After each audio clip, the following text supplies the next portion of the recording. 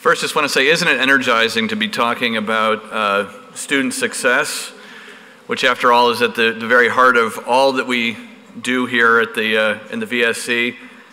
And I really like to think of our work in terms of social justice. And I think when you've heard all that you've heard this morning about the difference that a college degree makes in the lives of an individual, and then when you think of the great responsibility that puts on all of us, that we have it often within our hands to help someone make or not make their way to graduation.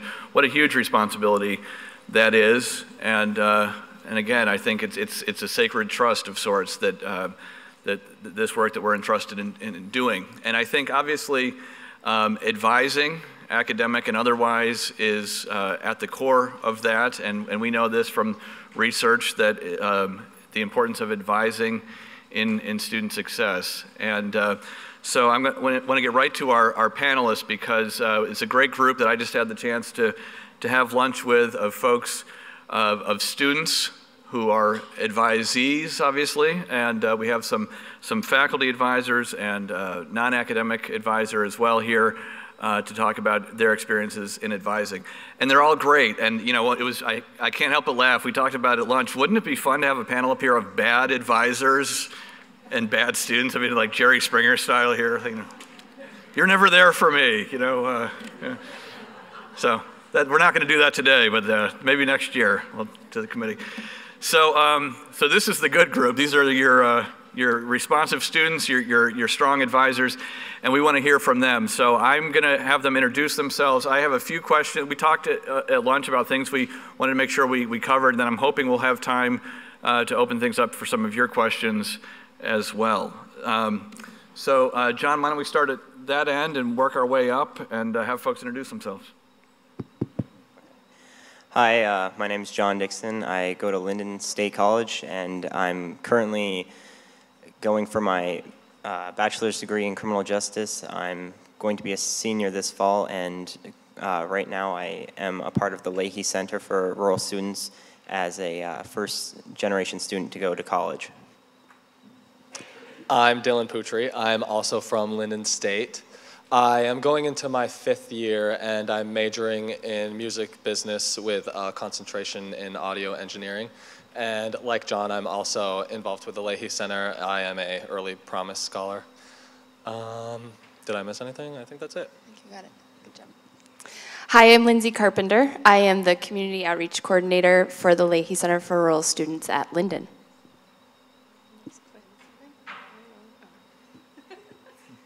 I'm Nicole Coulomb. I just graduated from Johnson State College this last weekend. I got my degree in art. And I work as a mentor at Laraway. My name is Mary Martin, and I teach art history at Johnson State, so I'm a faculty advisor there in the fine art department.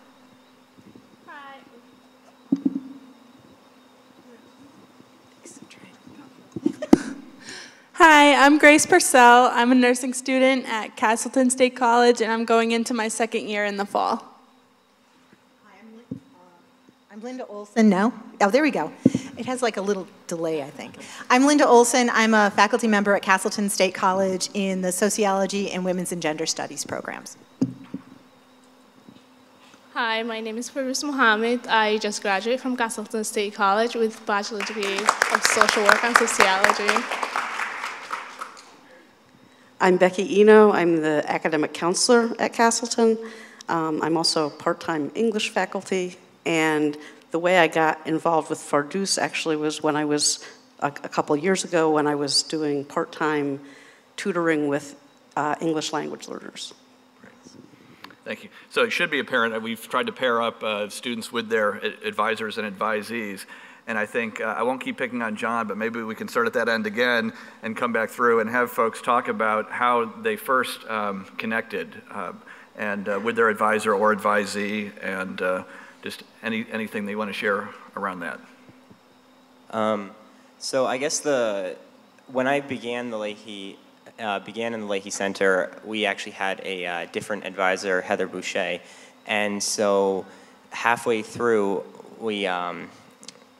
had Lindsay join us, and one of the ways that really helped me get introduced to her was we had a sort of like luncheon meet where we actually, the students would go and talk with Lindsay and get to know her, and we actually had a say in if we thought that she would be the right fit for us. But I know once she was hired, I noticed that she would make a lot of attempts to email us and just want to meet with us and get to know us a little bit more. And I know on my part, I would frequently stop by and just see how she was doing and just seeing if she was kind of getting all fit in, and again, just to talk with her and get to meet her and get to know who she was. My experience connecting with Lindsay is pretty much the same as John's because we're both involved with her in the same way. She was the third person since I've been at Linden to be filling the position of Community Outreach Coordinator for the Leahy Center. So yeah, like John said, I'm sure we just connected by you emailing me or something like that, and then I met you, and then I loved you and wanted to be your friend, so came and hung out with you as often as I could. And I love when you do that, Dylan. So as Dylan and John have graciously shared, I came into this position November of 2013, and I did immediately reach out to, there's a group, at the time there was a group of 20 students. There's now, in the fall, there'll be a group of about 30. And so I just reached out to them in the most informal way, but way that they're familiar with, email. And had a great response. And I do just check in with them very frequently via email or some other mode of communication. So. I met Mary my freshman year in art history class, and it was fun. And then it continued like having class with her in my junior year, I think is when I decided to switch to her because I struggled with some of my other advisors, but she was always there for me and just an amazing like person just to go to and get advice from. Thanks, Nicole. I started on the faculty in August of 2004, and I've had a wide variety of numbers of advisees, everywhere from 25 to 90 something, which is nothing for Johnson, by the way. There are people with a lot more than me. Nicole came to me and we just hit it off, and she's an example of a really good advisee who is a go-getter, so that's it. When I first got to Castleton, I didn't really know anyone, so I thought I'd check out the Clubs and Activities Fair. And I ran into Amy Bremmel, who's right over there. And I wanted to get involved with Peer Advocates for Change, which is a group we have on campus. And I also met Linda Olson through that group. And together, Amy and Linda have become informal advisors to me, and I go to them with any concerns I have on campus, and they're very resourceful. Yes, I'm not here as her academic advisor. I'm actually here just as she said, as an informal advisor. And just to give you a little background, the Peer Advocates for Change is a student group. Change stands for creating, honoring, advocating, and nurturing gender equity. And we do the educational programming for issues like sexual assault, harassment, stalking, relationship violence. And the peer advocates who've been trained, like Grace, actually are on the phone 24/7 to provide resources to survivors or support networks of survivors. So we actually, Amy and I, tend to get really close with our PAC students, and we have a special relationship with them, I guess you could say. And I have to point out another one, Kyle, right there. I tried to get him to come up on the panel too. Kyle is one of our graduates who now works at CCV with veterans, but he was one of our peer advocates as well. So that's why I'm here. When I first started at Castleton, I was only speaking English 2 years, and I was writing English for 2 years. So I needed help, and I didn't know anybody to. So I met Becky with friends of mine who were originally from Somalia and China. They connect me with her, and that's how I met her. She's not my faculty advisor, but she was more than that. And I was actually really honored a few weeks ago when I found out that Fardoos had named me as the advisor that she wanted to partner with for this panel. I just thought that was really, really quite an honor because I'm not her faculty advisor, and I know that Fardoos, all through her social work program, got wonderful faculty advising from people in her department.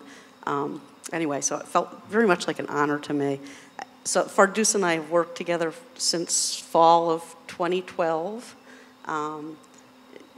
You didn't mention this, I don't think, Fardoos, but she actually had taken a year's worth of classes at CCV, right?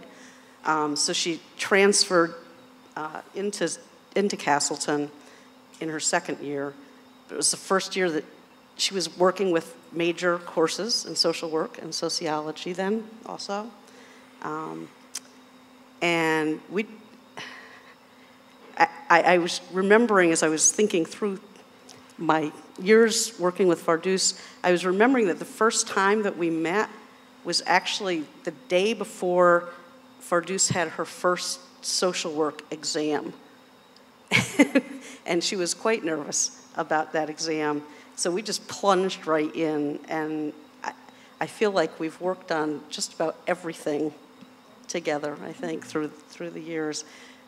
A lot of our work's been on language-related issues, reading, writing, speaking, somewhat, although speaking, you've always been pretty good at that, in English. But we've also, Fardoos' first generation, first in her family to go to college, and so we've also worked a lot on just college expectations and advocating for oneself, talking to professors, and all those kinds of things as well. And also we've done some work on just understanding this weird American culture that she's found herself living in the midst of. So anyway, it's been a wonderful time. I will miss working with Fardoos. Why don't we stay right with you, actually? We'll work our way back. And I think maybe this is a good segue because I think you touched on some of these, but I'd love to hear examples of elements of your advising relationships that you found to be especially helpful or productive. Well, it wasn't just academically.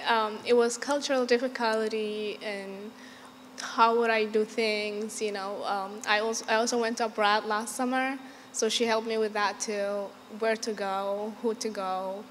I didn't know all that, so I think that helped me a lot. Why don't we keep Linda right to you? Can you say the question again? Sure. Elements of the advising relationship or approaches that you found as an advisor and students as advisees that you found was particularly helpful to you. Okay. Well, I think that one thing that I always try to be aware of is that our students are complete people. They have problems outside of the classroom. They have family issues. They have struggles in paying for college and everything else. And so I always try to be cognizant of that and touch base with them on those kind of issues as well without prying, because I don't want them to share anything they don't want to share. But at the same time, if they feel like they need to discuss some issues that they're going through, I want them to know that they can come and talk to me, like you were saying you do with Becky. Because I think that's really important too. And one other thing that I'd like to see us do a better job of system-wide is to give our first-generation students the realization that many of us are first-generation students too. And I think if we can make our students aware of that, like maybe I wanted to do this poster campaign and I haven't gotten it out yet, but if we can make them aware of the fact that there are so many of us on campus that are first-generation, working-class folks who have a similar background to them, then maybe they'll feel more comfortable and feel like they actually do have someone who understands their struggles. And I know that this is true for faculty, staff, administrators. Many of us are first generation. So I think we should do a better job at creating that community of support? I feel like communication is the biggest issue, and it's helped me a lot. I always knew Linda and Amy were there for me any time of the day I needed them. I could just shoot Linda an email, and I knew I could be in her office as soon as possible. And they've just always been there for me. I'd like to echo what Linda said about, well, is this not? Anyway, okay, good. What she said about seeing students as whole people. I just starting a meeting with, how are you? You know, instead of, okay, what classes do you want to take, or something like that, just to touch base with the student and to treat them all individually as individuals, and know that one approach doesn't fit every student. Other than that, I think it's just being extremely organized too. It's also a very good thing. I spent most of my time in the building that Mary's office was in, so if I ever had a problem, like I would just stop by and be like, hey, and like she calmed me down a lot because it was really stressful this year. I'd go in freaking out and she'd calm me down. So like just, I think having a great relationship with them and like being able to go in at any hours, like, or I'd text her, email her, and just be like, hey, I need your help, like I need you like right now, and she'd be like, okay, I'm in my office at this time, and I'd go right there. So she was just always there and available for me. So I am also having problems with this mic. No, I am also not an academic advisor to Dylan or John. The Leahy Center exists to support rural first-generation students. So first and family to attend LSC, they receive a scholarship through the Leahy Center, and with that scholarship, they also agree to be my friend and just communicate with me and participate in activities related to the work that the Leahy Center does. And so as a first-generation student myself, I'm just that resource person. I am building that relationship with them so that if they have a question about something, they can come to me knowing that I'm not going to think it's a stupid question, and I probably might not have the answer.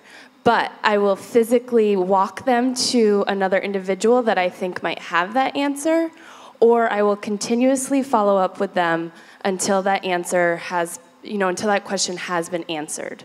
So that they're not left hanging, they're not left feeling like they're not supported, that they don't fit in. Because being a first-gen student, as many of us all know, we internalize that responsibility. We're the first in our family to go to college, which means that we have to do it on our own, which is not true. There's a lot of people and resources available to them.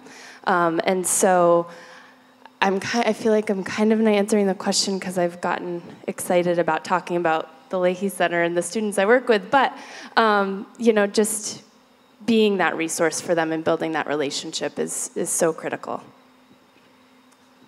Lindsay has helped me a lot in ways that have indirectly helped my academics.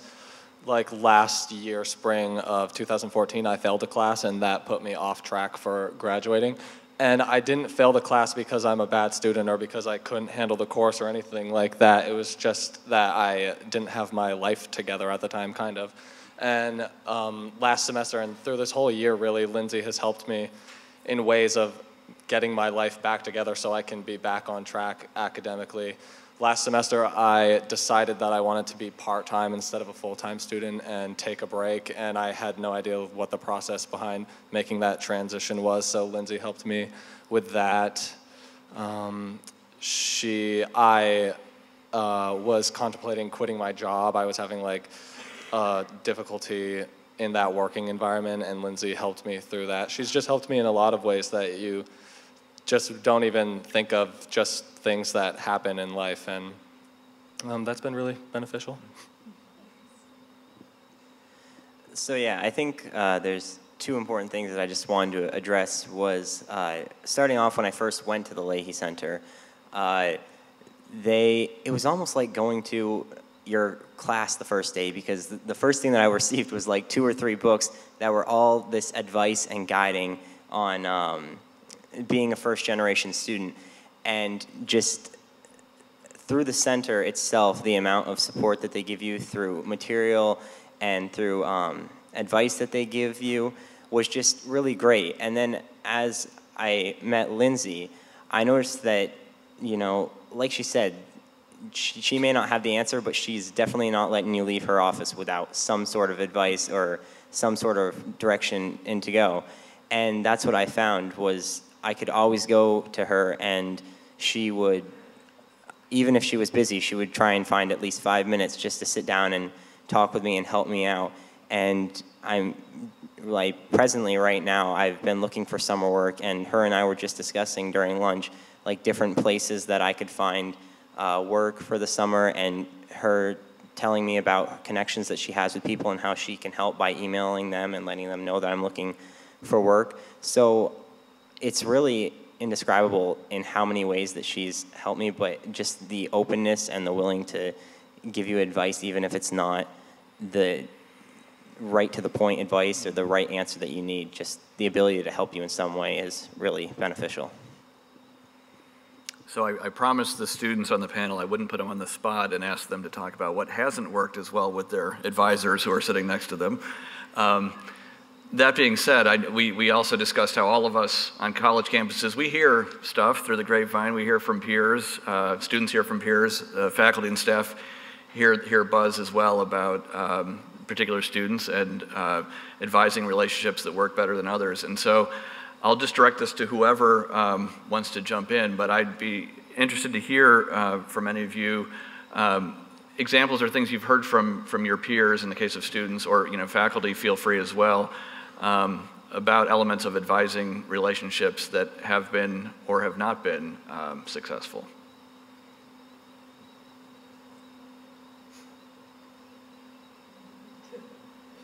I know there's some examples. I think most of what I've heard from my peers about bad relationships that they've had with their advisors has been mainly because their advisors don't seem to actually genuinely care about them. It's more of like a checklist type process that the student is going to their advisor and then the advisor is going through, and they're not really feeling the love from their advisor, I guess, or they don't feel like the advisor really values their learning experience or their education. They just think their advisor is there to like tell them the courses that they need to take next semester, and that's all that their purpose is, and to make sure that they're on track with their program evaluation. But an advising relationship should be more than just that. I'd be happy to share difficulties that I've had as an advisor, because I think one of the things that I try to do with my students is treat them like an adult, but still mentor them so that they know skills that will be important in their future. So, and I struggle with that, because when a student says to me, I came by your office and you weren't there, and I say, what time was that? And they'll say 7:30, and I'll say, AM or PM? Was I supposed to be there then? Did we have an appointment? You know, those kinds of skills, or when they email me at 11:30 at night and can't understand why I haven't answered by 8 a.m. the next morning. You know, those kind of skills. Or when they send me an email and say, hey, you know, I mean, that's just not, it's not a professional way to start an email. So while I want them, I treat them like an adult, I also have to teach them these sort of developmental skills so that they know what is appropriate beyond college. And that's sometimes difficult, because I don't want to treat them like children. I don't want that to patronize them, but at the same time, there are skills that I feel I have an obligation to pass on to them. Mm-hmm.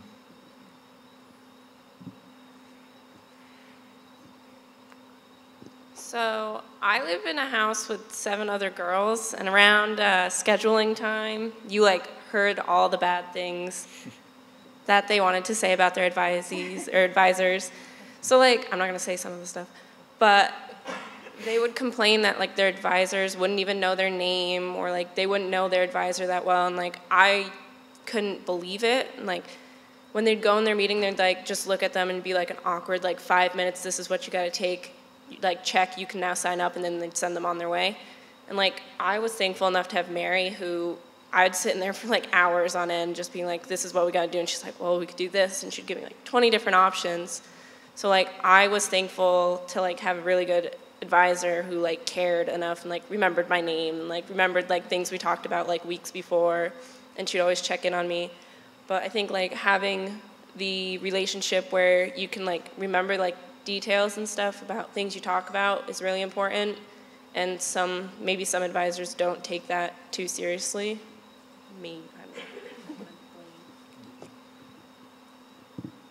I just wanted to say that in some ways I felt like I had kind of a luxury or privilege of not being Fardous's faculty advisor, because I know from talking to many faculty members who have, you know, lists of 50 or more advisees that, and I think faculty advisors really do have, they do kind of have a checklist of things they need to make sure they cover with each of their advisees.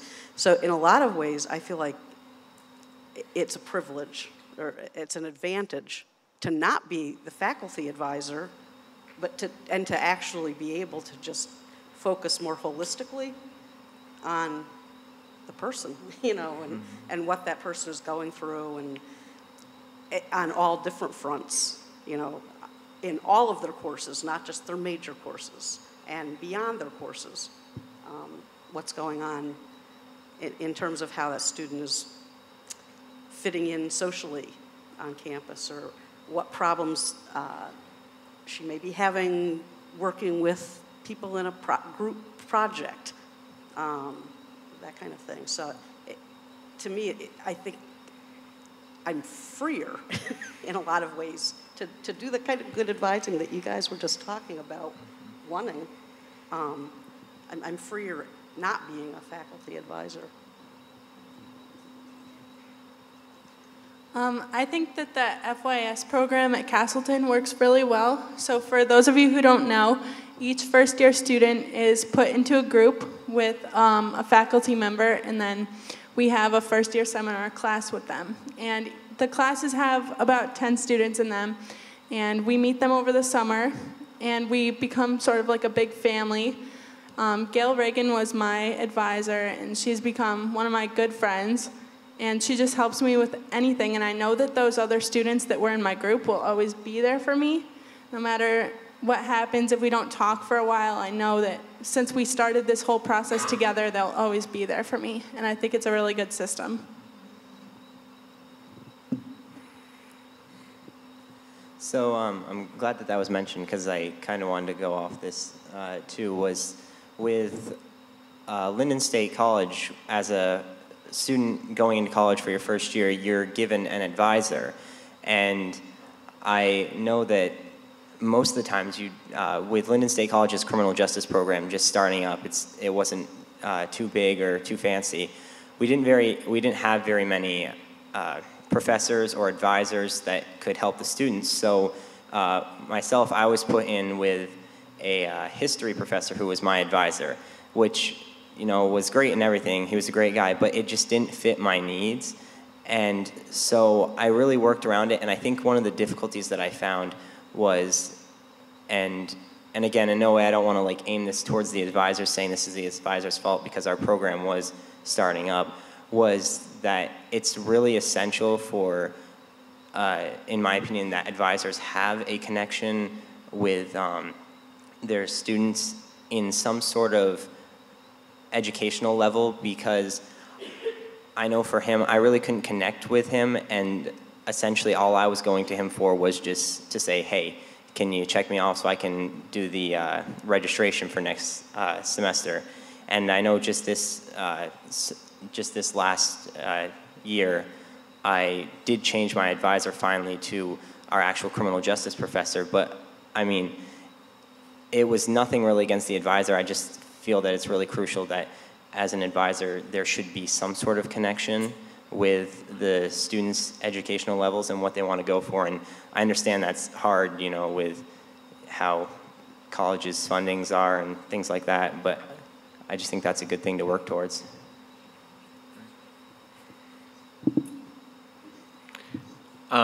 This morning we heard about intrusive advising in the presentation, and I think many currently are preferring terms like proactive or engaged advising to describe that, because intrusive sometimes has a negative connotation, but the idea of it being advising that goes beyond the passive exchange of relationship and really denotes advisors kind of going above and beyond to make sure that they're connecting with their advisees. So I just was curious, would love to hear from advisors about examples where you may have employed techniques that could have been seen as intrusive in a good or bad way, and also from the students, if you've ever experienced advising that felt intrusive, again, positively or not. So happy to open that up to anybody as well. I'll start. I think some of my students might think I'm very intrusive, actually. I actually get a lot of students, like Grace just this last semester, thought she was not going to be able to come back to Castleton because she couldn't afford it. I was ready to write a check right at that moment to keep her here. But that happens a lot, where students really think they're not going to be able to stay because of the cost of higher education. Luckily, she was able to work it out, and she'll be back next year, but her friends is not going to be here next year. Another one of our PAC students could not afford to stay at Castleton, and that's heartbreaking. Because of the work I do with the Change Initiative, I also have a lot of survivors come and talk to me. And frankly, I see that as a retention issue that we need to pay more attention to. If 1 in 4 female students is affected by sexual assault, that is a retention issue. And we need to be sure that we provide as much support for those people as we can. And not only that, there's a secondary, thanks. There's a secondary implication of sexual assault as well with the friends of those people who were assaulted. So we need to provide the support for those people. I'm looking at Amy right now because I think she would really be mad at me if I didn't say something about this. Because frankly, when we do a good job on these issues, we have more people coming forward and we need more resources for it. So it doesn't get easier. It actually means we have to put more effort into it. But it's definitely a retention issue. So to sort of piggyback on the issue of not knowing whether or not you can come back to school, I mean, that happens very frequently with the students I work with. They're all first-gen students. They're all from the Northeast Kingdom. They generally hold at least a part-time job outside of their coursework. So it's definitely an issue that I see more often than not. And it is heartbreaking. And you are like, where can I find this money? But thankfully we do, somehow.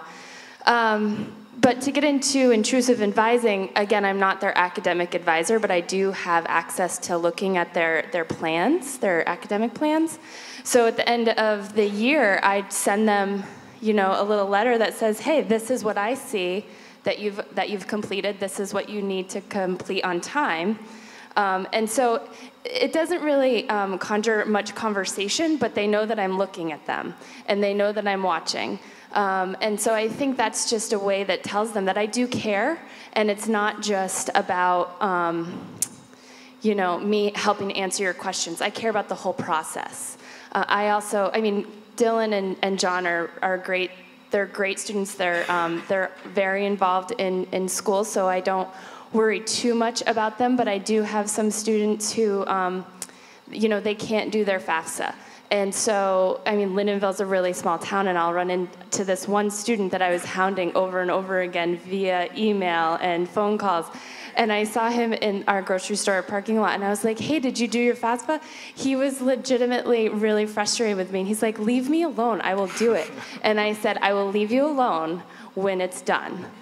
And so he came to my office that next week and we did it together. So definitely intrusive, and he was grateful for that.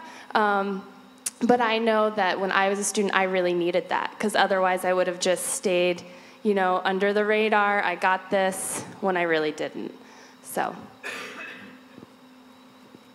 As an academic advisor, there's one thing that happened recently. We've all had that advisee that drops out needing one more class. Yeah.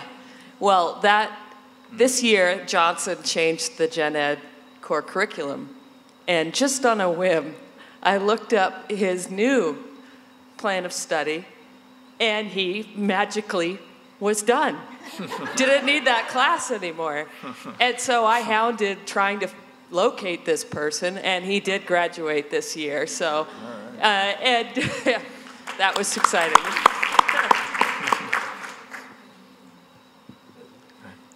In working with students, I typically prefer to work on whatever issues or problems they bring to me, but I also pay attention to grades, midterm grades. I find myself, having conversations with students, professors, and ask how they're doing in the class from the professor's point of view. And so, for example, with regards to Fardoos,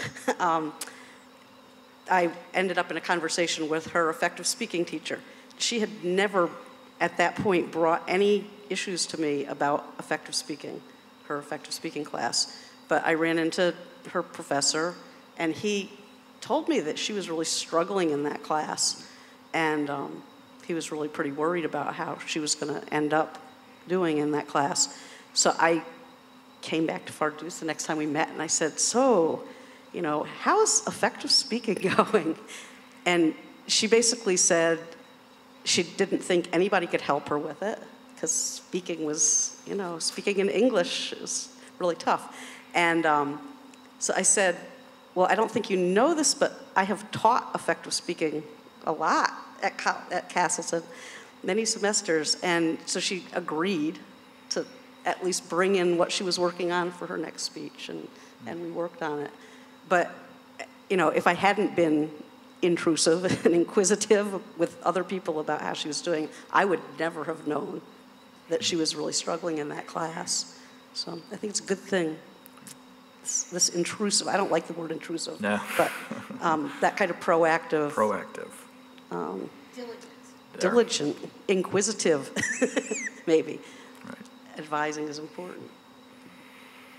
I'm glad that she did, though, because I wouldn't make it without her. I am really glad, Vicky, because learning a new language is really hard, and it was really struggling for me. You got a B in that class. Thanks. Good job, How about from other students? Any perspectives on, were any of you on the other side of that experience that Lindsay was describing, where you were saying, leave me alone, enough already? Or were you appreciative of efforts that seemed above and beyond? I mean, like Lindsay said, I'm just such a great student that there's not really much of a need for her to be intrusive. But I would say, like, when I failed that course last year and when I was deciding to be part-time, she got slightly more intrusive because she was probably thinking, like, oh my gosh, is Dylan going to drop out? Like, what's happening? And that was really beneficial to me at the time. Like, she was keeping slightly, like, stronger tabs on me, like, contacting me more often, just making sure that I was doing good with my semester. And it did make a difference, having that person there to know they cared about you, I guess. Yeah, and so I kind of want to pull away from the word hound so much because I don't have very many experiences where it felt like that. But I will say, and what I think makes this even greater of a kind of thing to share for Lindsay was that, not myself personally, but someone that I knew was having a lot of difficulty with finding financial aid just this past year, and I had mentioned it to her, and I know the first thing that she did was she automatically started saying, like, she can come to me and talk with me, she can send me emails, set up meetings, anything like that, and just to come meet and help her figure out ways to find more financial aid. She was telling me to let her know that she could check out the student services offices and talk with them, see if there's any ways like that. But that's kind of how I see the intrusive advising in a way, is just like how somebody said over there, the diligence that they use to basically, even if they have no connection with you, if it's just somebody that you hear the name and you know that they need help, it's just the diligence to go forward and say, this is how I want to help, this is what I can tell you to help that person, and this is how you can let that person come to me. And that was really big for me but it was also really big for her, the student who needed help, just because, you know, personally, I don't think I would see a lot of people who would do that. You know, they'd say, oh, that's too bad that that person's in that situation. But it was really nice to know that, like, she didn't even wait a second, and she just automatically saying, have her come talk with me. I can help her find ways to make it more financially suitable for her to go to college next year. So, is there a preferred or most effective means of communication? Just curious. Email, texting, in person. Just curious if any consensus arises around this. I really like texting my professors and faculty friends, but I usually text them to set up an in-person meeting because I think it's most effective. Yeah, well, I just barely received Lindsay's number for her cell phone, so I feel like I'm at that level with Dylan now, where I'm actually a friend now, but no. So I think I found that although email is obviously very useful in a society full of technology, but the best way for me is honestly just to take that chance and walk by her office and see if she's there. Her office is kind of hidden in a nook between our library and our writing center, and rather than going down the hallway, sometimes I'll just turn right in and I'll just go through, because it's like, who knows, maybe she'll be there, maybe I can ask her questions, see how she's doing. So I think communicating person to person is really the best way for me, although email works just as great. So. One of the things, and I think we've probably addressed it adequately, but that we're going to talk about a little bit, was the role of the advisor in connecting advisees to other resources on campus. And it sounds like that's been an important part of really all of your relationships. So I think that, I don't know that we need to say more on that, other than I don't think there's an expectation that the advisor always has all the answers or needs to know all the answers, but to serve as that connector. And oftentimes we hear from students that some of these connections they've made would not have happened without their advisor. So I think we've covered that pretty well. I don't know if there's anything further anyone wants to say on that piece. I just wanted to add, I think Lindsay mentioned it before, but sometimes what really gets the student to get the resources they need is just saying, why don't I walk across campus with you? And sometimes that's enough to get them to the counseling center, or get them to the library, or wherever they need to go, if you're willing to take the time to just take them across campus and wait for them if they're in a counseling session or something like that. Sometimes that's just what they need, that support, and it does wonders. So I think that's really important, to be able to do that with students too. I'd like to point out, my whole life I've wanted to be an artist, which is kind of like shooting for the stars, honestly, in this place. But I got really annoyed with the education system. So I went to Mary and I was like, Mary, I just want to be an art student. She's like, okay, here are your options. And like throughout my life, I was kind of told like you don't have options as an artist. Like you kind of have to like either go into education or you can't be an artist. And Mary gave me a list of like too many things. And she's like, this is what I can do to help. This is like who you can talk to. I will be here for you. Like I'll be recommendations and stuff. And like she just gave me so many options that it overwhelmed me. But like I graduated with an art degree. I'm hoping to like become an artist one day, and it's all because Mary like gave me these options. So like she went above and beyond like for me when people around me wouldn't. So. So I think one final question, and then if we have a minute or two, we can open it up. But I'd love to hear from everybody. So maybe, John, we'll go down the line again one last time. But for students, if there was one bit of advice you could give to somebody who is going to be a new advisor, and maybe for advisors, the flip side, advice to new students on establishing the advising relationship.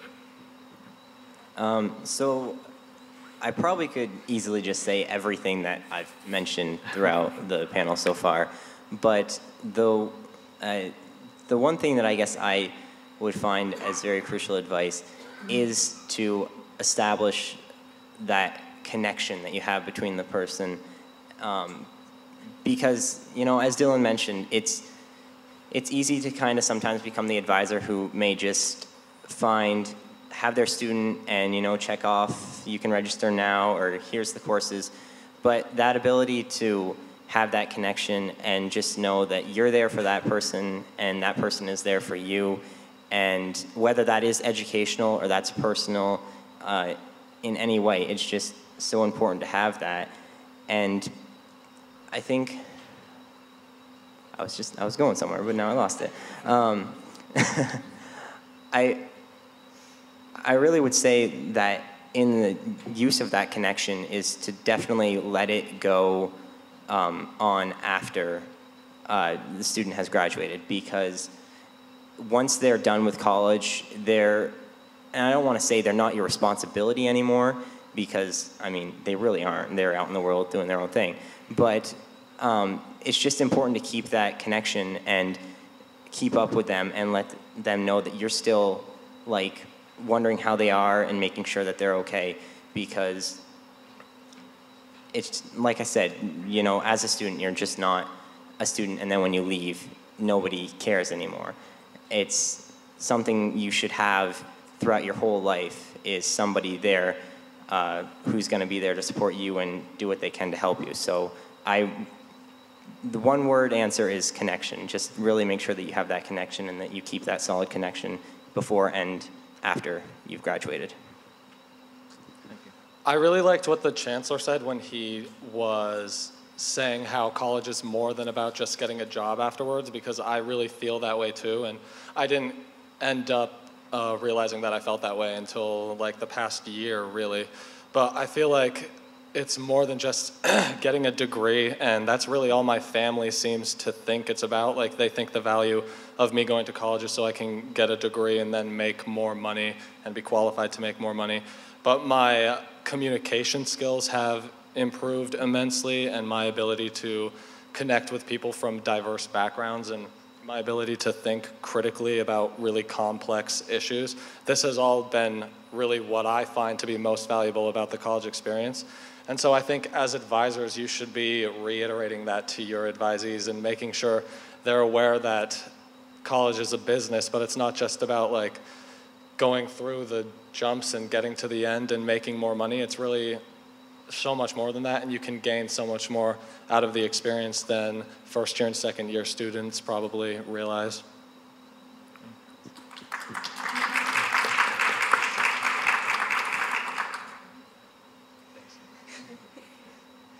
So as a student, I'm giving advice to a student. Is that the question? Yeah. Okay. Yep. I guess coming from if I could speak to myself 12 years ago, going into college, it would be to, you know, you may not, at those bigger schools, and I did go to a big university, your advisor, they just might not have the time or the ability to do more than guide you on that checklist. But I did have other people available to me that could be a point person that I didn't take advantage of. And that would have made a huge difference in my college experience, because I did look at it as just a business to get me to a job. And so I missed out on a lot of what Dylan and John were saying. So to a student, I would say you make that connection with another staff member or faculty member on campus if it's not your academic advisor. I think I'd have to go with like friendship, and not just advisor-advisee friendship, but where I spent most of my time was the VAC, which was the Visual Art Center, and the community that you had just inside that building was fantastic. Like, there are two professors here supporting the art thing, like the art program, and Mary's here, and like I would see them every day. I'd talk to them, and there's a few others that aren't here that I go and get coffee with, and like just having that like connection and friendship on campus and in that building and off campus just like helped me get through a lot of the things that I had to like get through. So I think just like having I guess a community more so than a friendship is like really nice and supportive. I would say to be brave to the student. Don't be afraid about anything. Don't be afraid to sound like a fool. Don't be afraid to ask questions. Don't be afraid to try a class you don't think you'll be good at. Be brave. I would tell advisors to make your students feel comfortable. Gail Reagan, one of my first classes, took us on a hike. She showed us the area of Castleton because a lot of us are from far away. This is a new place. We don't really know anything about the area, and she just made us feel comfortable with our surroundings and let them know that you're there for them. I think when I think of advising, or what I try to do as an advisor, I always think about the people who were my advisors in college. Because as a first-generation college student myself, I was a little trepidatious about college. I didn't really know what I wanted to do. I was concerned about that, but they believed in me. So that's what I tried to do with my students: believe in them, expect a lot from them, because I think that the higher your expectations are, combined with support to meet those expectations, the better off your students will be, the more they'll succeed. So I guess that would be my advice. My advice to the student would be get involved, put yourself out there. It will be scary, yes, your first year will be scary, that's normal. But get involved, and I think that's the successful way to do stuff. The English learners, I would say, get your own tutor. That time you will see your improvement, I guess. My advice to students would be to take your advisors where you find them. I mean, making the connections is kind of an echo of what other people have said, and take advantage of lots of different people that you encounter can give you. And my advice to those of us who are professionals is to accept the gift of being someone's advisor if they come to you, even if it's not your official role. Because I think you could end up being a really valuable resource for that student, and there's also a lot of return to you, I think, in developing those kinds of connections with students. Advising as a gift is a nice way to wrap this. I'm looking for Yasmin to see if we have time for, do you want a couple minutes for questions? If anyone who has a question for our panelists, we've got about 5 minutes. Yes? I'd like to have you reflect on the teachers, instructors, professors that you've had over the course of your time, either so far or now looking back on college, and think about getting a little bit away from overt advising. Think about what ones stand out in your mind as just in the normal course of their teaching style, the subject matter, whether you were struggling in the course or whether you were doing pretty well.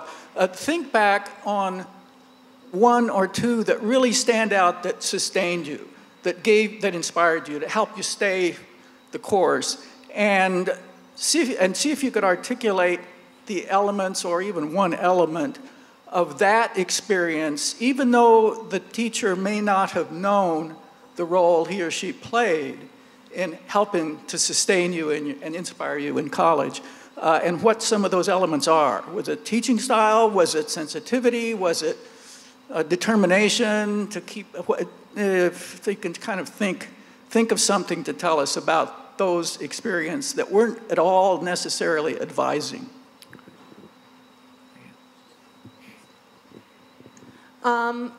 As a first-year student, Gail Reagan really gave me the confidence that I would make it through all the hard times I was going through. Just getting here for the first time, she made me feel comfortable, like I've already said, and just gave me the confidence that I would someday become a nurse.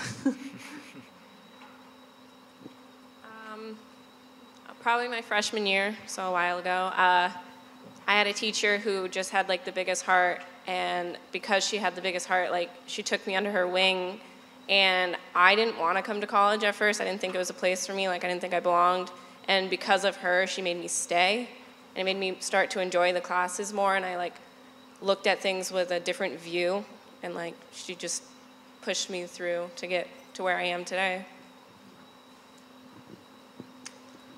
I had a professor who was really passionate about what she was teaching, and that really helped change my views towards what I said earlier about thinking that college is more about bigger picture things than just getting a degree. Because, oh, I lost where I was going with this. Yeah, it's gone. I have no idea what I was thinking. Just her passion is what got me to realize that I was in that course not to advance to the next course, but I was in that course to expand my knowledge on this subject that I found very interesting. And she just reiterated to me that I was there to learn and to learn how I best learn, and that's what was important.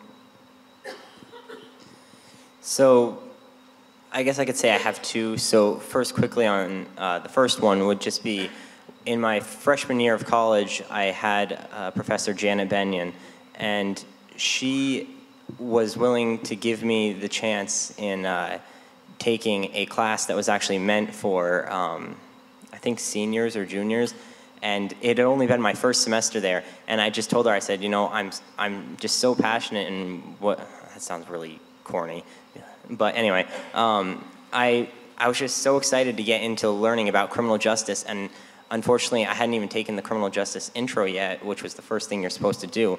And she was willing to give me that chance and let me take that class. And it was a great class, and it's basically kind of like changed my mindset into how I think now and how I try and explain things that have happened.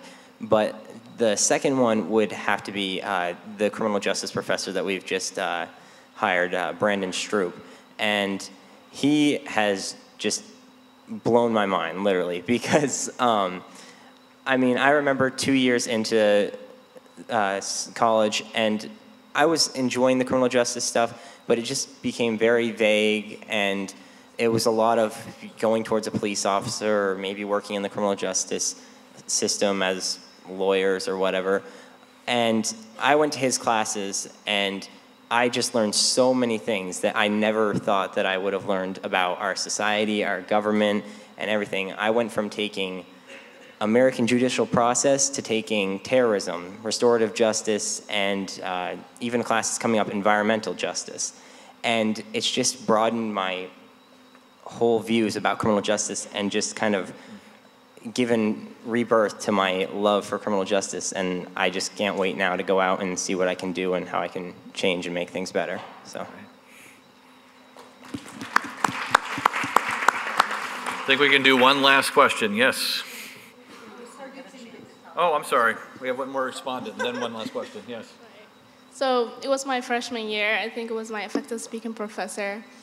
I was always nervous to stand in front of class and talk or speak or say anything, and he encouraged me. He said something, and he said, Ferdouz, just think like nobody's there. And my first project that I did in that class was dancing in front of class. It was crazy.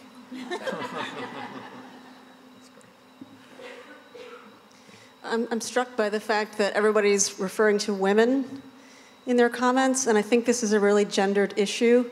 And so I feel pretty strongly that we need to count advising as service or as teaching. And I think a lot of us don't really think of it in those terms, because good advising is definitely a gift, but it's a lot of work. So I think we need to count that as the work that we're doing, because you've got 50 advisees, you're doing a good job. You've also got 50 letters of recommendation year after year after year.